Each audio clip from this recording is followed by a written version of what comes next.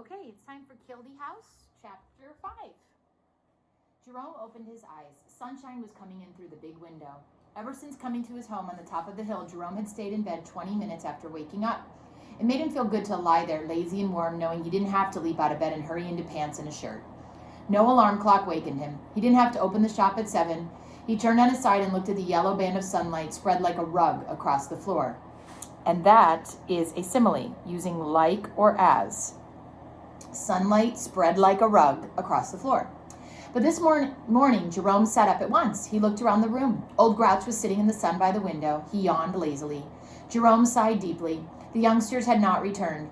He swung his bare feet over the edge of the bed and sat wiggling his toes. Now that the young raccoons had done just what he had expected, he felt sad. The place would be pretty quiet with only Old Grouch around. Just a couple of old bachelors, he said.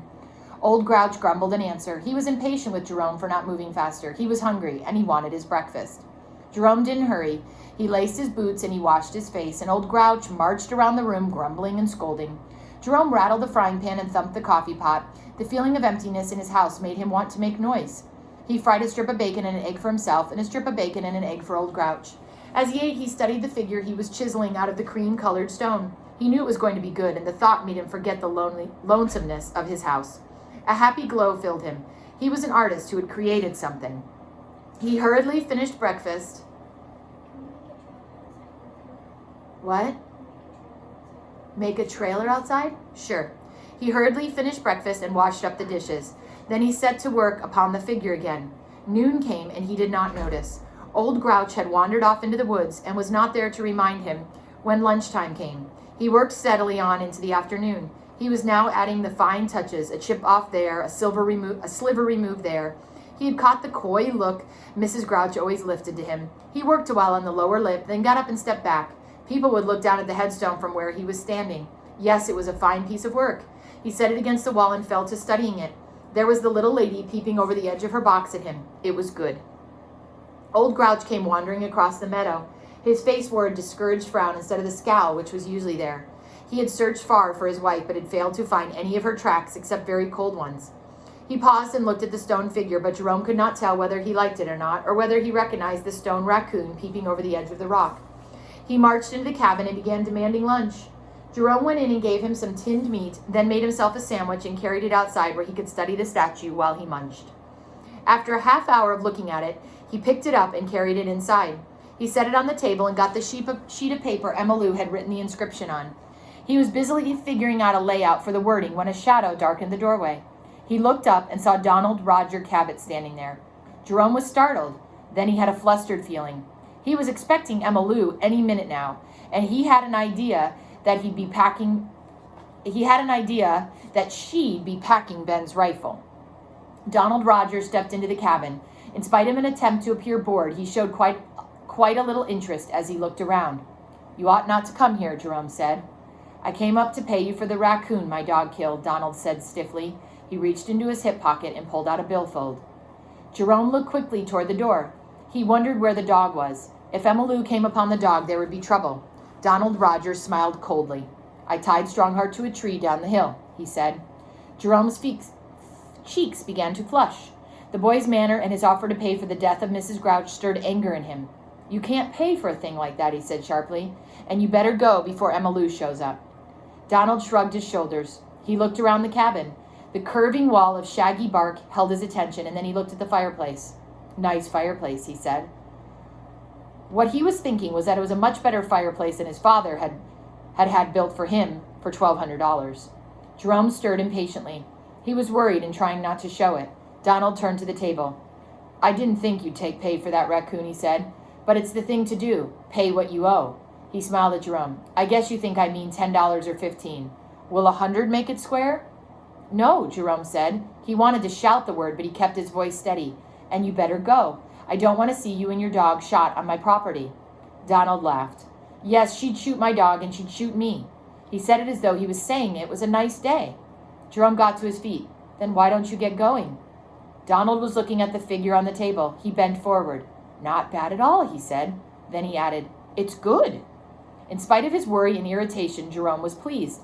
Now that he had created a fine piece of work, he was eager to have someone see it and like it. It's not finished yet, he said. A raccoon looking over a wall watching you, Donald said. What is it for? It's a headstone, Jerome said. Donald turned and looked at Jerome.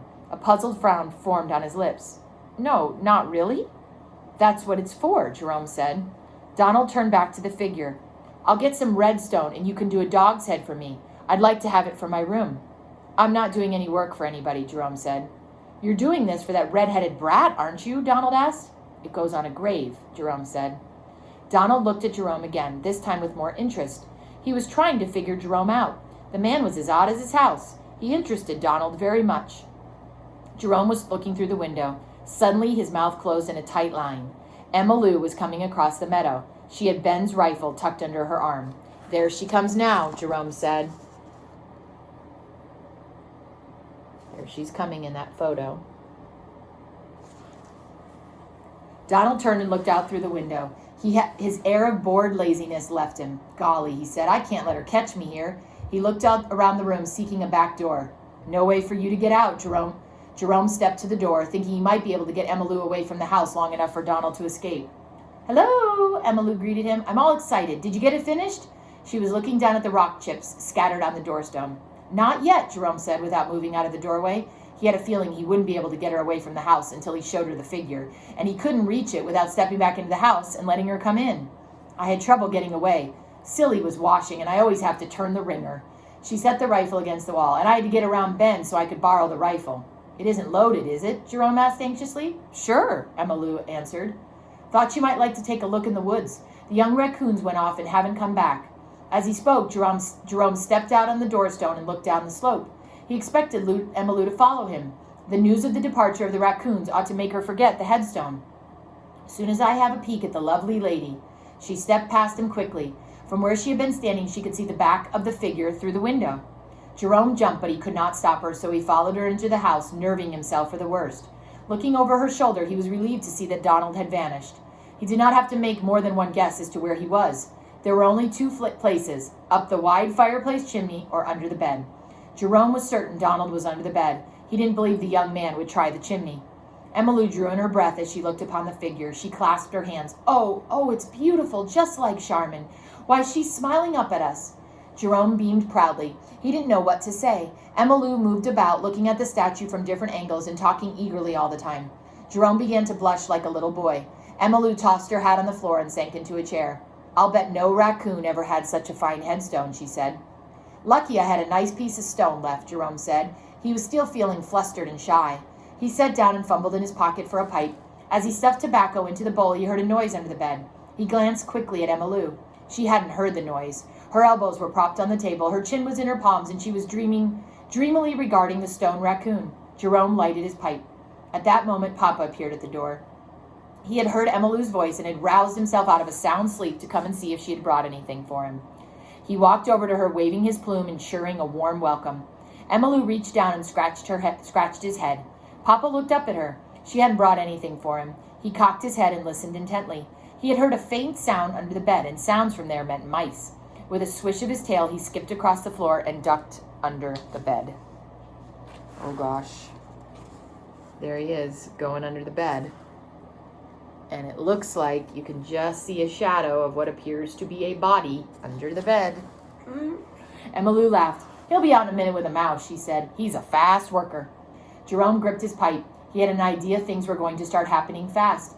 Emma Lou returned to her admiring of the figure on the table, and Jerome kept an eye on the bed.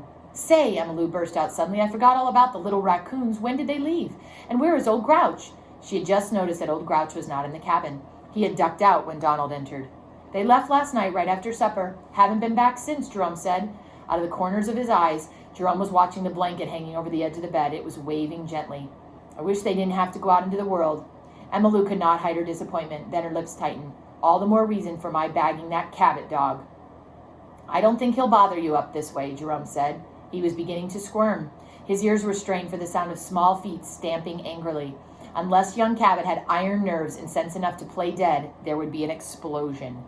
At that moment, they heard a dog barking outside. Emma Lou stiffened. The yelps and barks were rapidly coming closer. The dog seemed to be following a trail. Emma Lou jumped to her feet. That dog, she shouted.